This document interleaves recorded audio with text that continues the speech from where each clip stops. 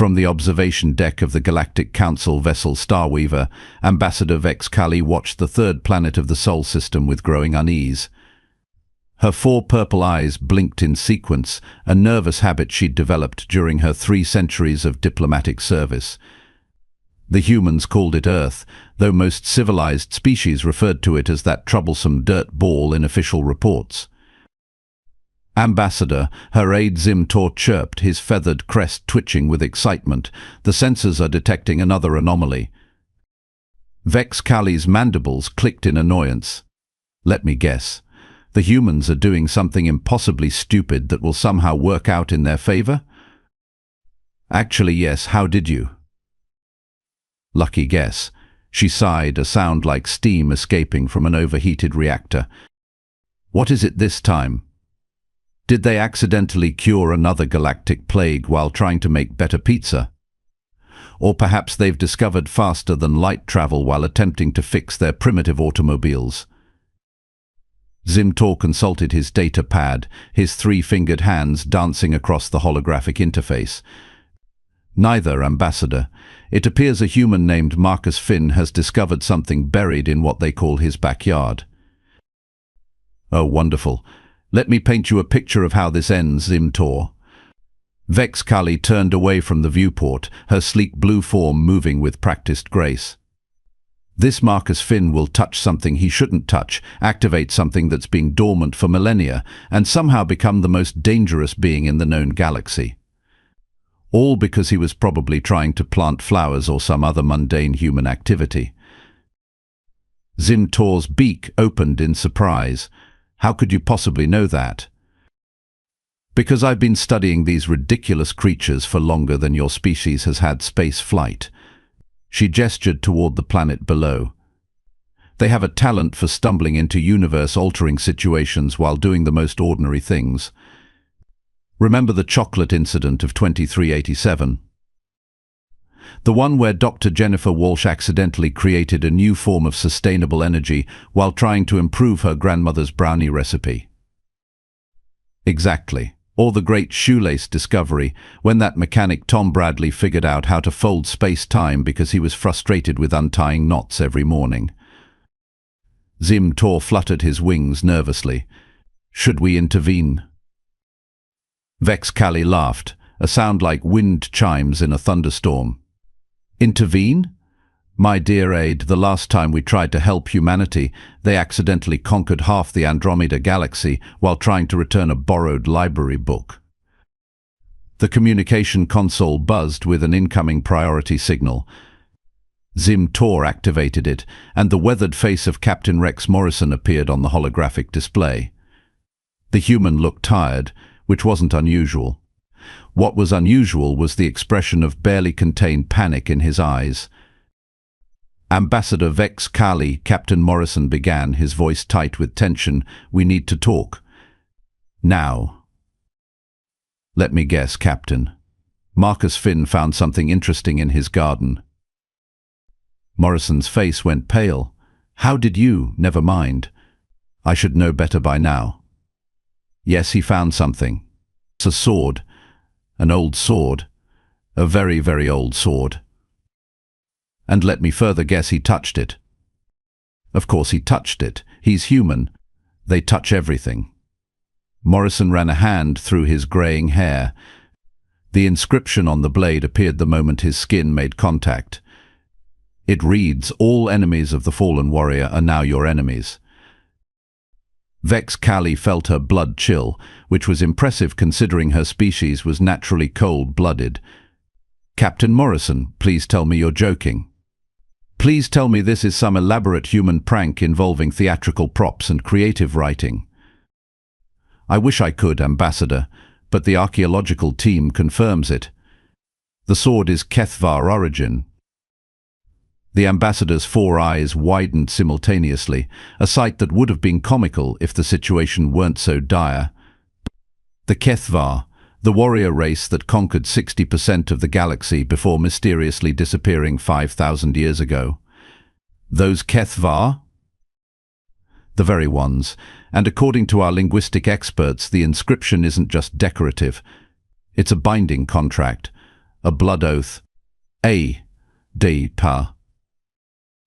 A monumentally problematic magical legal document that just made one random human the inheritor of the most impressive list of enemies in galactic history. Vex Kali finished. Magnificent. Truly magnificent. Zim-Tor looked confused. I don't understand. If the Keth-Var disappeared 5,000 years ago, who cares about their ancient enemies? Vex Kali and Captain Morrison exchanged a look that spoke volumes about the naive optimism of youth. Zim-Tor, my innocent little aide, the Keth-Var didn't just have enemies. They collected enemies the way humans collect. What do they collect? Regrets and coffee mugs, Captain Morrison supplied helpfully. Exactly. The Keth-Var managed to anger every major power in the galaxy. The Zephyrian Empire, the collective consciousness of Thal, the machine lords of Quantum 7, the telepathic monks of... We get it, Ambassador Morrison interrupted. The point is, most of those civilizations still exist, and most of them hold grudges like humans hold onto old movies they'll never watch again. Which is to say, indefinitely and for no logical reason, Vex Kali added. Captain, where is Marcus Finn now? That's part of the problem. Morrison's expression grew even more strained. He's missing. Along with the sword. His neighbor, Mrs. Eleanor Blackstone, says she saw him walking into the woods behind his house about 6 hours ago. He was carrying the sword and muttering something about feeling different. Vex Kali closed her 4 eyes and counted to 10 in 7 different languages. Of course he's missing. Of course he took the sword. And of course he's feeling different. The blade has probably awakened dormant genetic markers in his DNA. Genetic markers. The Keth-Var were master geneticists, Captain. They didn't just make weapons, they made weapons that made warriors. That sword isn't just accepting Marcus Finn as the new owner of its grudge list. It's turning him into something capable of handling that responsibility. Zim-Tor's feathers ruffled with excitement. So he's becoming stronger? More dangerous?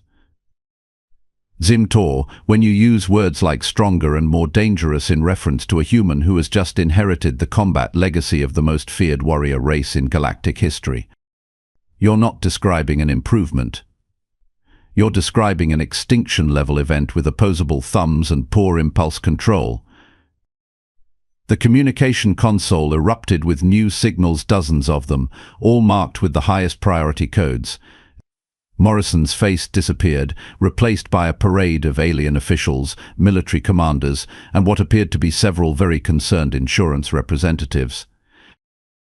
Ambassador Vex Kali, squawked General Tox Vim of the Zephyrian fleet, his scaled face twisted with barely controlled rage.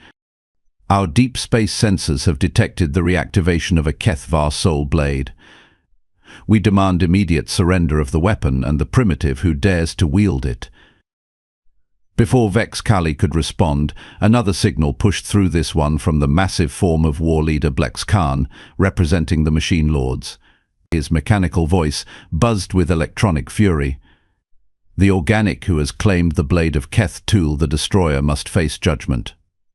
We have suffered too long under the weight of ancient shame. Gentlemen, please, Vex Kali began, but she was immediately drowned out by a chorus of additional voices. The telepathic monks were sending mental demands that made her headache worse than usual. The collective consciousness was speaking in its creepy unified voice about settling old scores. Even the normally peaceful tree shepherds of Gaia Prime were making vaguely threatening statements about pruning aggressive branches. It was like watching the galaxy's most dangerous beings suddenly remember they all had the same ex-boyfriend who owed them money. This is fascinating, Zim-Tor whispered. How many enemies did this Keth-Tul person actually make? According to the historical records, Vex Kali said, pulling up files on her personal display. Keth-Tul the Destroyer spent approximately 40 years of his life systematically humiliating every major military power in the known galaxy. He defeated the Zephyrian Grand Armada single-handedly during what they still call the Day of Infinite Shame.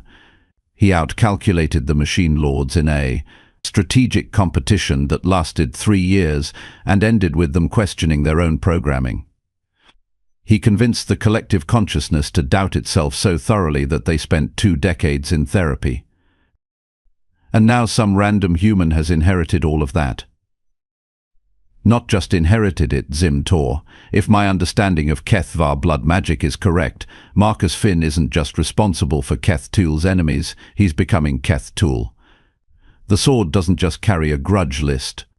It carries the accumulated combat experience, tactical knowledge, and unfortunately for everyone involved, the personality traits of its previous owner.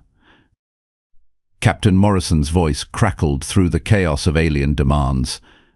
Ambassador, we're getting reports from the search teams. They found something. Do tell, Captain. I'm sure it's perfectly reasonable and not at all terrifying. They found a clearing in the woods where every tree in a 100-meter radius has been cut down. In cuts, surgical precision, and in the center of the clearing, someone, presumably Finn, has built what appears to be a training ground, complete with practice dummies, obstacle courses, and what our engineers think might be a primitive but effective weapons forge. Vex Kali stared at the communication display for a long moment. Captain Morrison, how long did you say Marcus Finn has been missing? 6 hours. 6 hours. In 6 hours, a regular human accountant has cleared a forest, constructed advanced training facilities, and apparently learned enough about metallurgy to build a forge. Does that seem normal to you? Nothing about this seems normal, Ambassador, but it gets worse. Of course it does. The practice dummies, they're not made of wood or metal. According to our scans, they're made of materials that match the armor signatures of every major galactic military force. Somehow, Marcus Finn has created perfect replicas of Zephyrian battlesuits, Machine Lord chassis, collective neural nodes, and about 24 other types of advanced combat equipment. Using what resources? That's just it, we have no idea. There are no supply shipments, no manufacturing equipment, nothing. It's as if he just knew how to make them. Like the knowledge was already in his head, waiting to be activated. Zim Tor was practically vibrating with excitement. This is incredible. A human is single-handedly becoming the most prepared warrior in galactic history. Zim Tor, you sweet, naive creature. Vex Kali said, patting his feathered head with one of her forearms, let me explain why this is not incredible. This is the opposite of incredible. This is the kind of situation that makes entire civilizations suddenly remember they have urgent business in other galaxies. The view screen flickered, and suddenly the image changed to show the forest clearing Captain Morrison had described. The sight made Vex Kali's respiratory system skip several beats. The clearing was exactly as described, but the human figure moving through it defied all logic. Marcus Finn, if it was still Marcus Finn, moved with the fluid grace of someone who had spent lifetimes perfecting the art of combat. He was tall, lean, and carried himself with the confident bearing of someone who had never encountered a problem that couldn't be solved with the appropriate application of sharp metal. The sword hung at his side, its ancient blade seeming to pulse with inner light. Even through the long-distance sensors, Vex Kali could see that the weapon was no longer the tarnished relic it had been when first discovered. It gleamed with the unmistakable sheen of a blade that had been properly awakened, properly bonded, and was very much looking forward to being properly used. Captain Morrison, Vex Kali said slowly, I need you to be very honest with me. How many search teams did you send to investigate this clearing? 3 teams, standard reconnaissance protocol. And how many came back? There was a pause that lasted about 3 seconds too long. All of them came back, Ambassador. But that's not what I asked. I asked how many came back, not whether they came back. They all came back, but they came back different. quieter, more respectful, and when we asked them what they saw, they just kept saying the same thing. Which was, "He's ready for them." Vex Kali closed all four eyes and made a decision that would either save the galaxy or get her fired from the most prestigious diplomatic position in known space. Probably both. "Captain Morrison, I want you to establish a communication link with Marcus Finn, to direct contact, and I want you to tell him that Ambassador Vex Kali of the Galactic Council requests an immediate audience." "Are you sure that's wise, Ambassador?" "Captain, at this moment, approximately half the military powers in the galaxy are mobilizing their fleets to come here and to settle 5,000-year-old grudges with a man who was an accountant this morning. The other half are probably updating their insurance policies and making plans to relocate to different dimensions. Wisdom went out the airlock the moment that Sword decided to make Earth its new home." Zimtor looked up from his data pad with worry. "Ambassador, the fleet positions are updating in real time. It looks like we're about to have some very angry visitors." On the display, Marcus Finn stopped his training routine and looked directly up at the sky. For a moment that seemed to stretch across eternity, his eyes met the camera. When he smiled, it was the smile of someone who had been waiting his entire life for exactly this moment. He raised the sword in what was unmistakably a salute, and his voice carried clearly across the communication channel. "Tell them I'll be ready." 12 hours later, the space around Earth looked like the galaxy's most expensive parking lot had collided with a military parade. Vex Kali counted at least 47 different fleet configurations, each representing a civilization that had apparently been nursing a grudge against Keth Tool the Destroyer for 5 millennia. "This is magnificent," she muttered, watching her diplomatic career evaporate in real time. "Simply magnificent." The largest vessel belonged to the Zephyrian Empire, a massive dreadnought called Eternal Vengeance that looked like someone had weaponized a small moon and given it anger management issues. Flanking it were the geometric nightmare ships of the Machine Lords, their hulls bristling with enough firepower to sterilize a solar system before lunch. "Ambassador," Zimtor chirped nervously, incoming transmission from the surface. "It's Marcus Finn." The main display shifted to show the human standing in his forest clearing. The transformation was even more dramatic now. Gone was any trace of the mild-mannered accountant who had been digging in his garden yesterday. In his place stood someone who looked like he had been born to hold that ancient blade. His hair had grown longer, touched with silver streaks that definitely hadn't been there 12 hours ago. His eyes held depths that spoke of memories far older than his 28 years. Most unsettling of all, he looked completely relaxed, like a man who had just figured out the solution to a puzzle that had been bothering him his entire life. "Ambassador Vex Kali," Marcus said, his voice carrying a confidence that made seasoned diplomats everywhere break out in nervous sweats. "I understand we have visitors." "Mr. Finn," Vex Kali replied carefully, "we have approximately 24 of the most dangerous military forces in galactic history parked in your orbit. They're all here because they have unfinished business with the previous owner of your sword. Perhaps we could discuss a peaceful resolution." Marcus laughed, and the sound carried harmonics that spoke of ancient battlefields and hard-won victories. "Ambassador, with respect, I don't think they're here to talk." As if summoned by his words, General Tox Vim's voice boomed across all communication frequencies. "Human, you carry the blade of our greatest shame. Surrender now, and your death will be swift." "That's generous of him," Marcus observed dryly. "What about the others?" War leader Blex Khan's mechanical voice joined the chorus. "The one who claims Keth Tool's legacy must face the trial of steel. We have waited 5,000 years to prove our superiority." The collective demands satisfaction came the unified voice of the Thal consciousness. "The humiliation of our forebears burns in our shared memory." Similar declarations poured in from the assembled fleets. The tree shepherds wanted to prune this aggressive branch.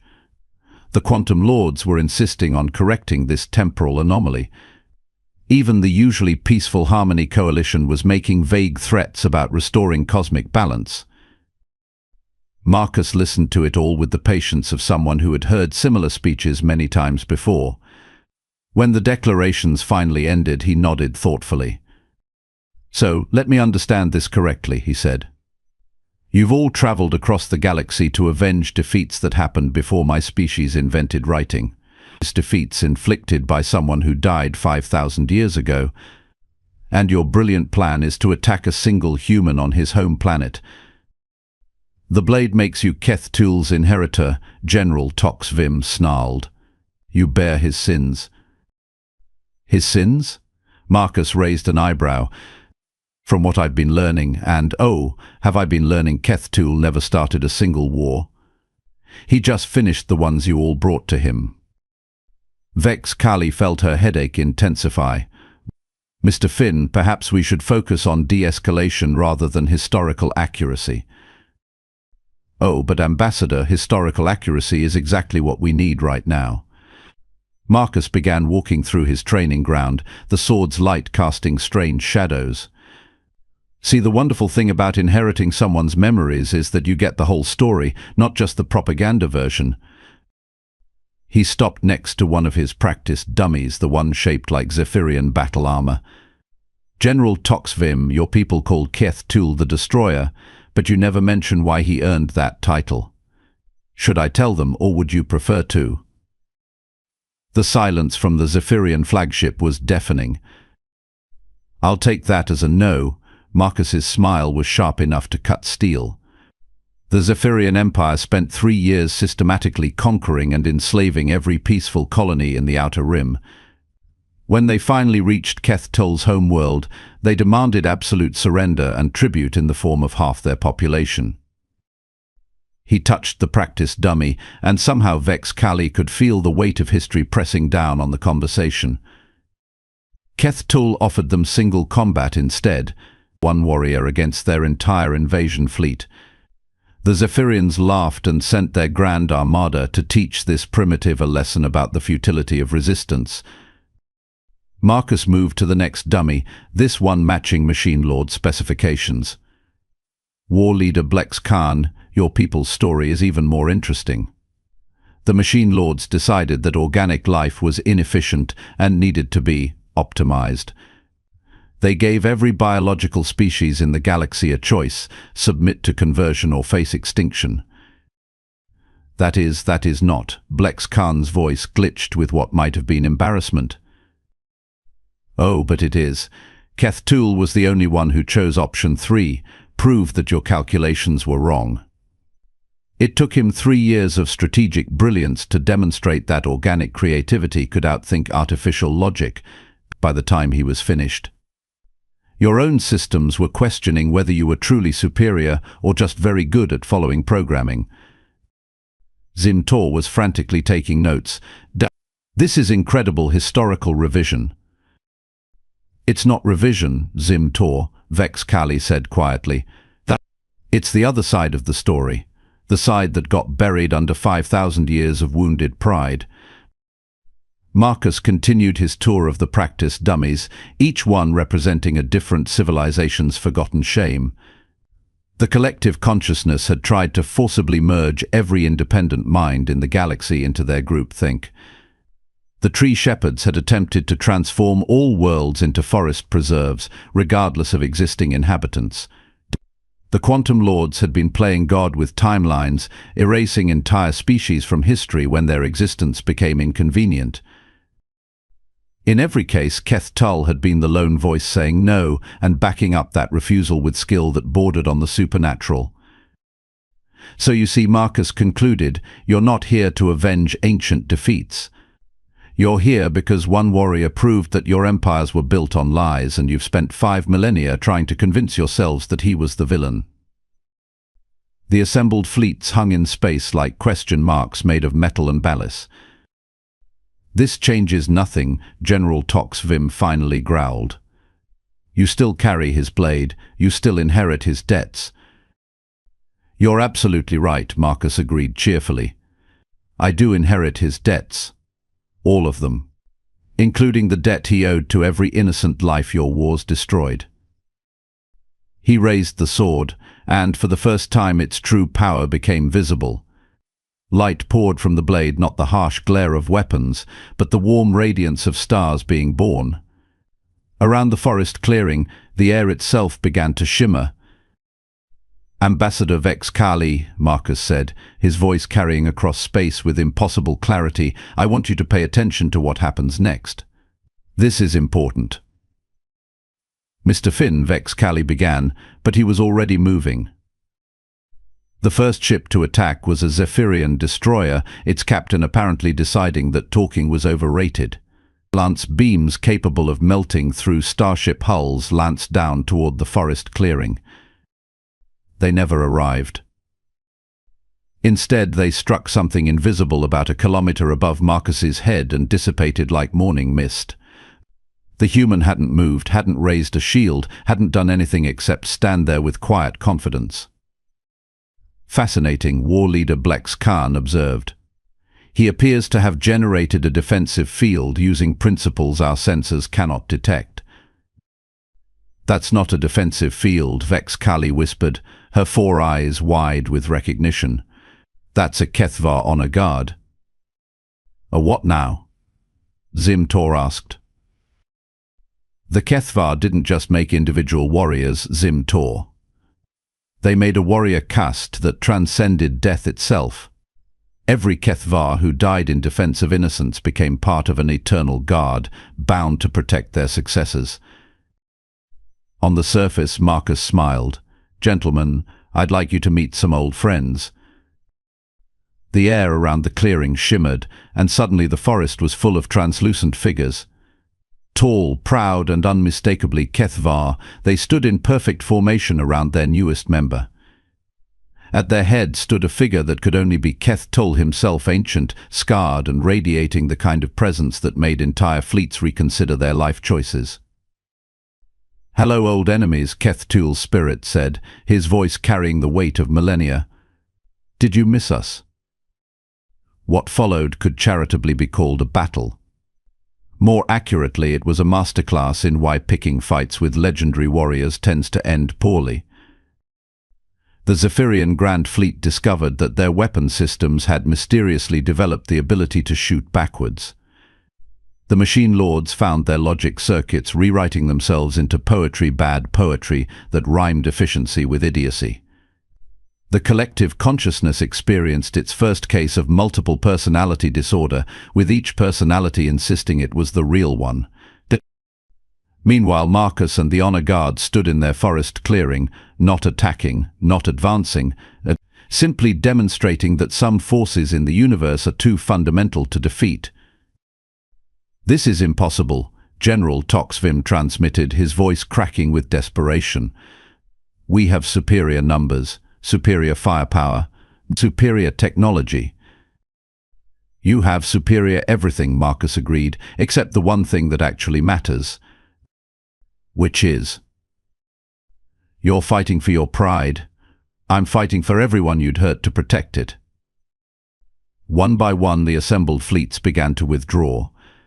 Some retreated with dignity, others fled in panic, and a few simply vanished into hyperspace so quickly they left their communications equipment behind.